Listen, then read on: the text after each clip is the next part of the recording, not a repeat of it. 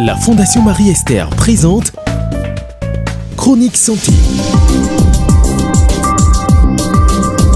Une émission du programme Génération Développement Durable réalisée par Radio Génération.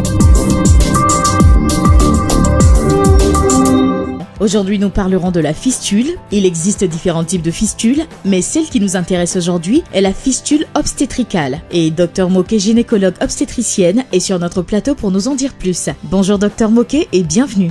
Pouvez-vous nous définir la fistule ? La fistule se définit comme une liaison anormale entre deux organes. On parle de fistule lorsqu'il y a communication soit entre l'utérus et la vessie, ou la vessie et le rectum, ou bien entre le vagin et la vessie, le vagin et le rectum. Donc c'est là qu'on parle de fistule.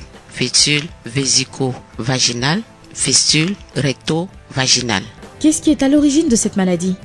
La plupart du temps, ça survient chez les femmes primipares. C'est le premier accouchement. Et le premier accouchement, le travail est long. Et quand c'est long, l'enfant qui doit descendre, sa tête appuie sur la vessie. On ne se rend pas compte. Lorsque l'enfant sort, le muscle devient flasque et ça déchire la vessie. Donc la vessie communique avec le vagin. Donc elle perd les urines chaque fois dans le vagin. Au niveau rural, lorsque la fille ou bien la femme rentre en travail, on essaie de la faire accoucher.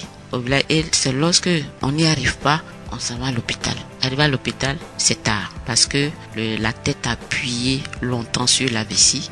Donc, une fois que ça sort, il y a une communication, une fistule vaginale. Quels sont les signes avant-coureurs d'une fistule et quelle attitude adopter si on en est sujette ? La fistule, le traitement, c'est un traitement chirurgical et le traitement coûte cher. Donc, la plupart du temps, il y a certaines femmes qu'on a rencontrées qui ont vécu près de 40 ans avec leur fistule. Maintenant, il y a des caravanes qui passent dans les villes pour faire le traitement. Celles qui ont eu le traitement, après le traitement, on met à leur disposition une activité génératrice de revenus pour qu'elles puissent se prendre en charge elles-mêmes. Parce que la plupart du temps, elles n'ont pas les moyens pour se rendre à l'hôpital. C'est pourquoi elles vivent cette pathologie.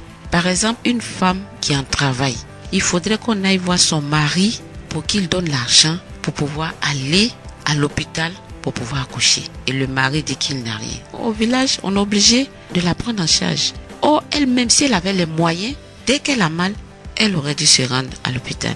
Et si la fistule s'installe, si elle a les moyens, elle peut se rendre à l'hôpital.